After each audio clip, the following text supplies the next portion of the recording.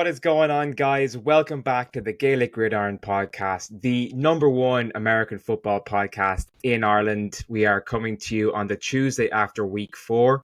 And if you are joining us for the first time, or if you're a regular listener, delighted to have you here. Thanks for being with us, and thanks for the support. Jimmy English here, joined as usual by Kevin Kelly and Stephen Kearns. Lads, the last time I saw you was Sunday evening at the Steelers watch party in Croke Park. How are we feeling? Have we all recovered? No. Still struggling to come back to normal after another great watch party, which is clearly cursed because the Steelers can't win when they play. They show it in Dublin, but great atmosphere, great crowd.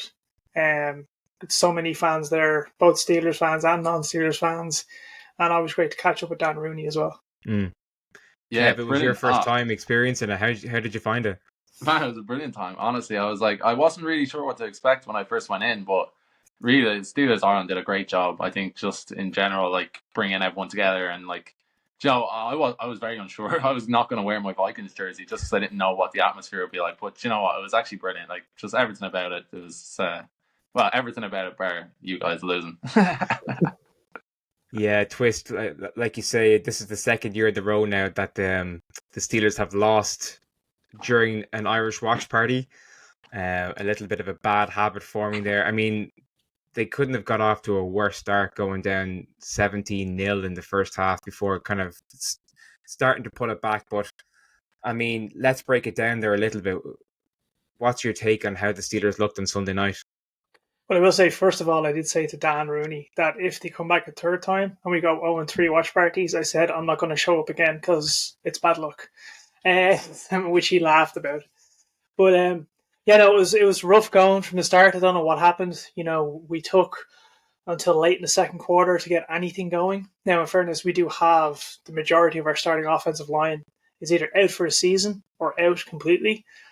So we are running backups and we're rotating guys in and out constantly. So there's a little bit of cohesion issues going there now at the moment. People were, myself included, I did initially put the blame on Justin Fields, but he stepped up in the second half and he put the team on his back. Touchdowns. Yeah, he put the team on his back and he tried to get the Steelers the win in the end of it. There was 2 blatant holding calls missed on TJ Watt. One where he was strangled to the ground and one where his horse collar pulled. Both of those resulted in a touchdown and a field goal respectively in those drives. So, not want to put all the blame in the officiating, but when you have blatant holds being missed on like a star player, that's going to affect the game. But as always, Joe Flacco coming out. The defense as a whole, though, didn't play great at all. I mean, considering the high level we had been playing at, I mean, they couldn't stop Jonathan Taylor. Joe Flacco threw all over us. There was one thing about the defense that was exposed was if we can't. Even Bill Belichick said it. Bill Belichick last week said on the Pat McAfee show, if you let TJ Watt and Alex Highsmith run rampage on the edges, you're going to be in for a long game. And because Highsmith was out, Herbig was picking up the slack. Watt was being doubled and, as I mentioned, being held. Without those edges causing havoc in the backfield, it really exposed our secondary and showed that there is a weakness there, that we do generate a lot of pressure and gives our secondary a lot of time to keep that coverage, to find their man, to stick him and to shut him down. And without that pressure, that's what happens in that game. It allowed Joe Flacco to trouble over us. Definitely a lot of holes being shown in the secondary, as you say. I mean, Joey Porter missed a couple of, I think he missed two possible interceptions. Fumbles lost as well. I mean, George Pickens and Justin Fields respectively had fumbles that shouldn't have been fumbles. They were trying to do too much. And at least Justin Fields owned up to it in the post-game press conference. He took responsibility for it. Don't know what Pickens was doing, carrying the ball like a loaf of bread. And that ultimately losing a fumble and what could have potentially been a touchdown drive as well. And then that call on Minka for the shoulder-to-shoulder tackle, that was called as unnecessary roughness, which every official outside of the officials of the game have come out and said that's just a tackle. You could see he pulled up at the last second. Ben Roethlisberger on Footballing with Ben went off on it as well. Yeah. He had a big rant about that. Kev, from a bit of an outsider perspective, or someone who might be a bit more objective than myself and Twist, first of all, as an NFL fan, right, wasn't it so cool to see just so many fellow NFL fans in a massive environment like that, everyone there for a common purpose to watch an NFL game, and just everyone having fun and interacting and mingling, and even non-Steelers fans being welcome as well. Yeah, no, 100%. Like I said at the start, it was just like being there and being around so many people, like-minded people who were just there to share the same passion. It really is like, you don't realize it until you're in it, like how close the community is. And like that was something coming back from America a couple of months ago. Like I didn't realize how big the scene was here. And obviously meeting you lads kind of opened the door into seeing how big it actually is. And it's just fantastic. And it's like just meeting new people every weekend by being at different events around the city or whatnot. It's phenomenal. And aside from that, like just looking at the Steelers, like myself, first quarter was, something had to be done and nothing was. Like nothing was working on either side of the ball for the Steelers. The Colts were running through they were throwing the ball over. There was no tactic to try and stop them on either side of the ball. And obviously, like you said, Justin Fields came around and he did kind of put the team on his back in the second half, and it was good to see. And I really like Justin Fields, so I like to see him kind of get the rub of the green. Now, if he has another losing game like that, again, I'm going to put that question on you guys. What do you do when Russell Wilson gets fit? Is it his position, or do you ride with Justin Fields? Because he didn't look bad. He didn't look bad in that game overall. I think it was a large portion of it was outside of his control. I think he did what he could do, considering 100%. we had a banged up offensive line that wasn't allowing any holes for the run, and he was under constant pressure. Yeah, no, exactly. That's what I'm trying to say, is that I think that if I was in your position, I would happily stick by Justin Fields right now, at least. Like he hasn't done anything. He hasn't thrown any silly balls. He hasn't made any like Chicago mess ups like he did in the past. The organization in itself is in a really good position, and I think you guys I think sticking by Justin Fields is what's going to ultimately lead you guys to success. I think bringing Russell in at this point is only going to be a negative look on the team. Unless Fields goes out against the Cowboys and has multiple interceptions and the Steelers only put up 3 points total offense, it's Fields' team until something drastic like that happens. And you can see he's got the chemistry, he's got the camaraderie with the teammates. You can see when he scored his rushing touchdown, I think it was the second one, like him and George Pickens doing joint celebrations. Pickens is not one to be like, he does have a bit of an ego, as Steelers fans know. The fact that he went over and he was purposely celebrating with Fields like shows that he Fields is his quarterback. As Juju said, Pickens that's my just quarterback. needs a touchdown now. That's what we. But yeah, Pickens does need a touchdown. But yeah, I think until Fields makes drastic mistakes, Russell Wilson is probably going to be sidelined. He's going to be QB2 for the whole season, I think. It'd be nice if George Pickens turned into one of those threats that every other NFL team seems to have right now. Just touching briefly on the Carolina game, Deontay Johnson is really coming into his own as the number one receiver there. And he couple of massive grabs, including one really good one in the end zone from Andy Dalton. So, you've Jamar Chase in Cincinnati as well is another example, and Kev you've Justin Jefferson up in Minnesota. So it would be great if Pickens could realize his potential and turn into one of those receivers, and whether that's a quarterback issue or what, I don't know. But Kev, the Vikings fared much better than the Steelers last Sunday night. About surviving against the Packers, though. Yeah, it was one of those games where, I think that there was obviously that kind of looming question at the start of the game. Was it going to be Malik Willis? Was it going to be Jordan Love? And I thought really playing Jordan Love was a silly move, just based on the chemistry that the team had in the last 2 weeks.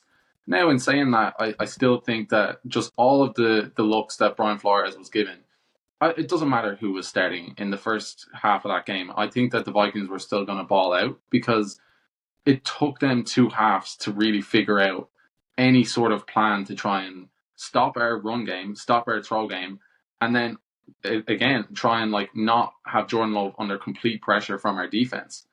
So I think the game fared out as I kind of thought it would in the first half, and I seen that comeback coming. But now we're looking at a 4-0 start against a Packers team where we went to Green Bay, CJ Stroud and the Texans, Brock Purdy and the 49ers, and obviously the Giants was a pretty soft game, but we're looking at a 4-0 start on a pretty hard schedule up to this point. And we're going to London obviously this weekend. Myself and Jimmy are going to be over there. And they're playing Aaron Rodgers after coming off like what looks like a really abysmal week for the Jets. So we're in a really good spot now. As you said, like that second half didn't look amazing, but again, you're in Lambeau Field. You're against the tide up there. There was always going to be a comeback, whatever way it looked like. And unfortunately, it did come down to a 31-28 game. Would have loved it to go a little bit the other way, but you come out of Lambeau with a 4-0. And nobody's injured. Everyone's pretty happy. No one's banged up this week. So yeah, it's going to be an interesting middle of the season for us. Jordan Addison stepped up there. I was going to say, Kev, Jordan Addison stepped up big time as well with 2 touchdowns. So as he's finally kind of coming into his own as a nice compliment to Justin Jefferson as well. Yeah, like this is the thing though, is like J.A. could be a number 1 receiver on other teams in the league. Like that's how good he is. I really think that people like see him as like obviously wide receiver 2 to Justin Jefferson, which he absolutely is. But he still gets as much attention of the ball that Jefferson does. Now, obviously, Jefferson gets doubled and tripled more often than more other players. But if you look at them moves that Jordan Addison made, like obviously the Russian touchdown was a lot on the O-line and they just made the space for him. But if that route he ran for the first touchdown of the game, if you look at that, you see how good his routes are, and he just drops people. It's something that I haven't seen from a lot of wide receivers this year. So, big question for you, Kev, is do you want the Vikings to go as undefeated as late into the season as possible, or would you like to see them have a loss? And the reason I'm asking that is go back to the 2020 Steelers where we started at 11-0 and then we got blown out in the playoffs by the Browns. Right. So, it took us quite a while to lose, and every one of those games in that 11-game series were really close, stressful games. So, would you like the Vikings to go undefeated? Yeah, well, like I think that goes back to our 2021 season where we went 12-5 and then we got beaten by the Giants in US Bank Stadium. And all of those games, like we had the Bills game, we had the Bengals, we had a load of games that went down to 1-score games that we ended up coming out the good side of. And what did it get us? I just don't think it got us anywhere. So I don't necessarily think the record matters that much. We could go 17-0 for all I care, as long as we look good doing it, and as long as the defense continues to do what it's doing. The record to me won't matter, as long as we're winning our NFC North matchups and our NFC matchups more so than the AFC. Obviously, the AFC matches you still want to win, but if I'm going to lose a game, I'd like it to be to an AFC team. There's definitely a couple of other contenders emerging in the NFC at the minute. I mean, you look at how well Jayden Daniels and the Commanders are performing at the minute. I mean, it's the best the Commanders have looked in years. Jayden Daniels had another stellar night on last Thursday, just gone. And he could potentially be in the running for Rookie of the Year, I think. But then, of course, you have the likes of Malik Neighbors and Marvin Harrison Jr. as well. So a question I have for you guys is, out of those 3, Jayden Daniels, Malik Neighbors, and Marvin Harrison Jr., who right now is the most impressive rookie and has possibly the best shot at winning Rookie of the Year? For me, it has to be Jayden Daniels. I think just he is leading a team to what could potentially be a similar look to the Texans last year, where they get to a playoff game, and they win a playoff game, and he has the same kind of blueprint, but he's also had a better first 3-4 games of the season as CJ Stroud did last year. So as long as the organization sticks by him, and I think they will, and as long as the players are bought into what he's trying to do, I think that he's going to have a better season than CJ Stroud did last year, and he will get the Rookie Player of the Year. I think just the weapons, like obviously Marvin Harrison Jr. in the Cardinals there in Arizona, they kind of always have this like big start to the season, and then they taper off towards the end of the season. So, if the ball isn't going his way and he's not getting receptions, how's he going to be Rookie of the Year? And the same with the Giants and Malik Neighbors. If Daniel Jones isn't throwing him the ball, or if he's not able to throw him the ball, how is he supposed to put those numbers up to put himself in the fight for where, like, Jayden Daniels has it in his hands. He has the decision every time he snaps a ball, what he gets to do with it. Neighbors and Marvin Harrison Jr. don't have that luxury, so they have to work that little bit harder for it, I think. I agree with Kev. I think Jayden Daniels is not only going to get Rookie of the Year, he may also double up and get Offensive Player of the Year as well, if he keeps playing to the level he's playing at. He just has to stay mistake-free. Mistake-free, but the biggest thing, and knock on wood for all you Commanders fans, he is a better-looking prospect than RG3. You just have to stop him from getting a season-ending injury. You got to keep him upright, got to keep him healthy, keep that on, keep him going. I know he likes to run the ball. I know he likes, he is the dual threat quarterback, but you can't let him take nasty hits. Keep him healthy and keep doing what he's doing with the weapons they have. They're in a shot to win the division, and he's definitely in a shot to, win the double awards, the rookie and the offensive player. I think they're more than capable of winning the NFC East at the minute. When you look who else is there, I think the Eagles are the only other real kind of threat there, and they got blown out by Baker and the Bucs yesterday. So exactly, and you look at another team like the Raiders. Like the Raiders got another win last night or on Sunday against the Browns. Now, albeit the Browns haven't looked fantastic, they're still winning games and they look good. To be fair, the Raiders looked really good this weekend. If these guys seen the game, seen the highlights, Derek Carr looked really, really solid. Considering that, Minshew, you mean? Oh, sorry, yeah, Minshew. Yes, considering their top receiver is sitting out at the minute, there's Antonio Pierce. Yeah, but they got Brock Bowers. He's unbelievable. Yeah. Who also is, I know we're talking about Rookie of the Year there. Brock Bowers, not that he will get it or he will win it, but he's definitely in the conversation. Just through the first 4 weeks, he has looked phenomenal as a rookie.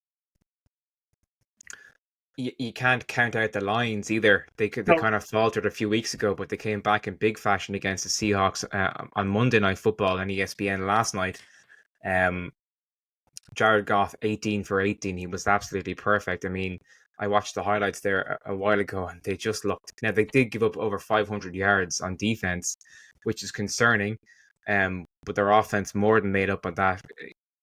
Some serious runs by David Montgomery. He was like a bowling ball. You had that touchdown pass from Amon-Ra St. Brown to Jared Goff as well. The Lions last night had 2 passers with 100% completion rates. Amon-Ra went 1 for 1 and Goff went 18-18.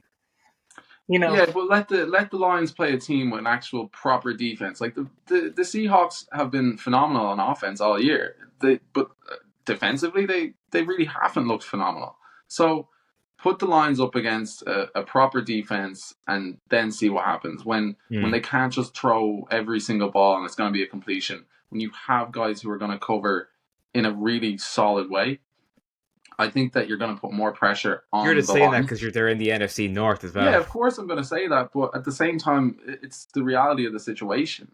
I'm not just saying that because it's the Lions or it's because the Bears or the Packers. If the Lions were as good as they were, they wouldn't be 3-1. They'd be 4-0, and they wouldn't have had 500 yards put on them. That's a lot of yards. I'd say I agree with Kev. I say if the Lions were to face the Vikings or Bears defense interdivisional games, both of those defenses would cause issues for Goff.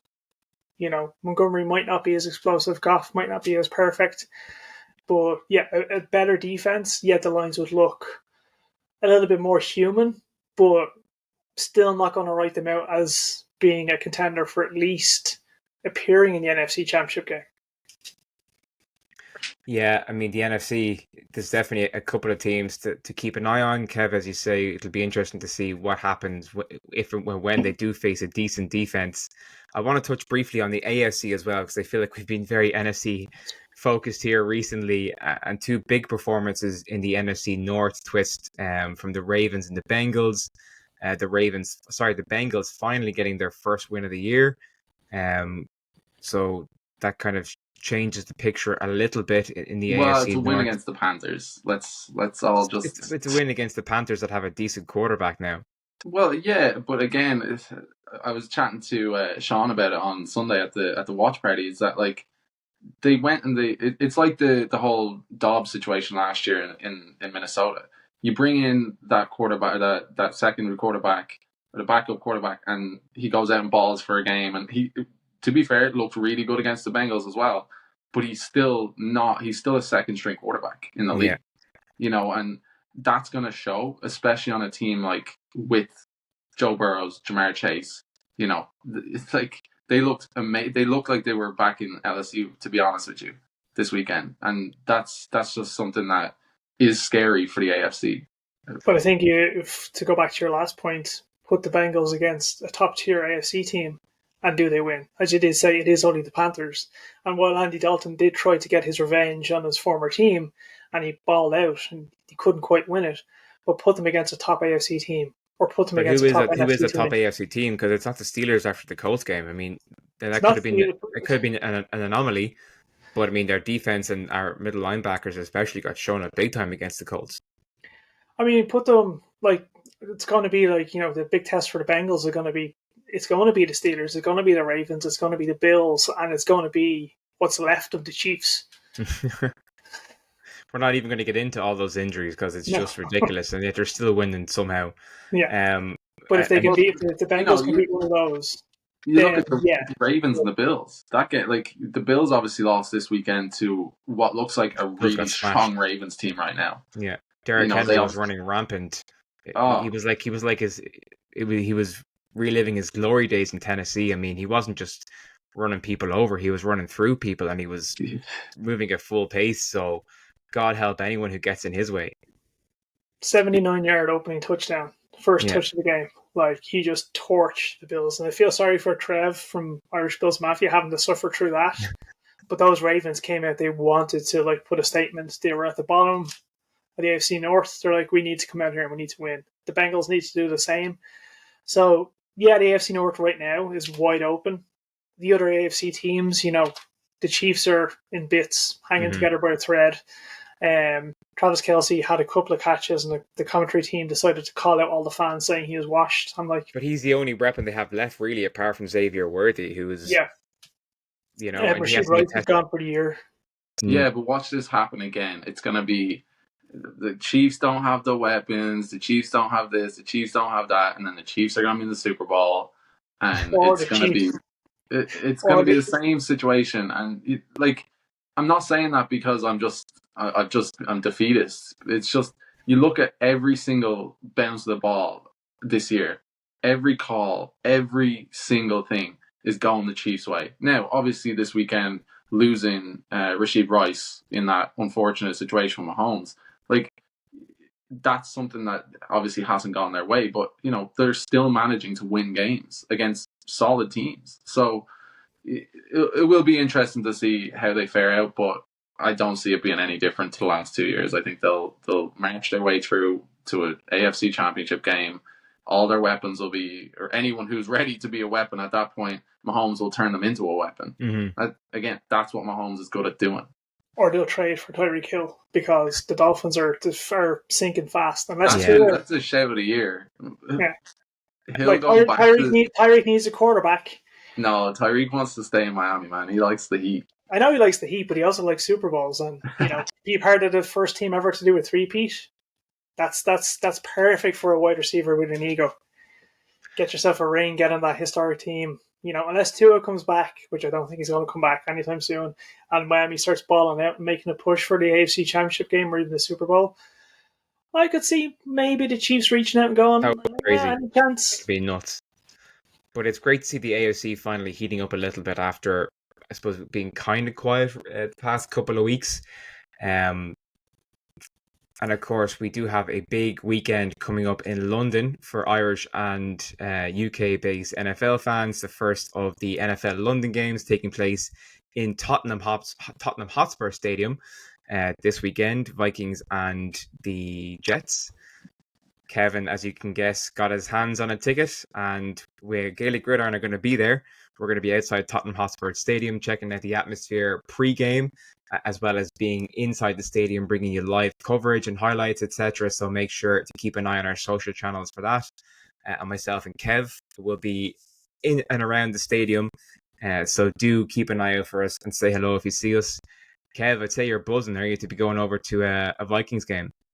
Yeah. It's third one now in 2 years, so it's gonna be a good one. I haven't been to a London game yet, so definitely excited about it. Just like the different atmosphere. Like obviously we were in the Aviva for the college football a couple of weeks ago, and I think being at a college football game in Ireland, like the atmosphere was obviously similar to America, but very, very different. And that's probably what I'm most excited for is like, again, going to these international games, you just see a plethora of different NFL supporters. They just want to be there to enjoy American football, which ultimately is what we thrive for. We want to be around people who enjoy watching NFL and enjoy watching American football. So, oh man, I couldn't be more excited. And again, like I said earlier in the podcast, we're in a really good spot. We're going up against a Jets team who really looked very, very, very average this week.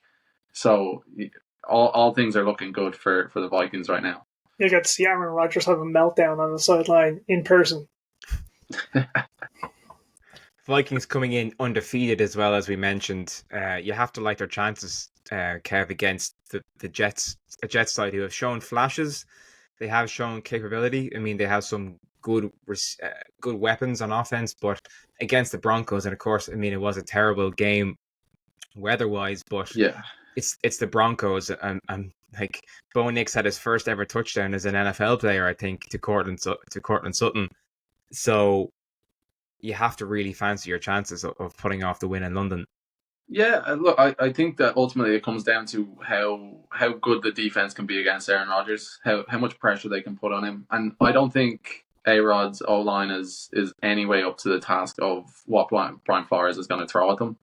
They could barely stop the Broncos, so good luck stopping They don't have much of a run game. The Jets don't have a run game, essentially. You can't just base it off Rodgers being one of the best quarterbacks to ever play the game. That's not good enough anymore.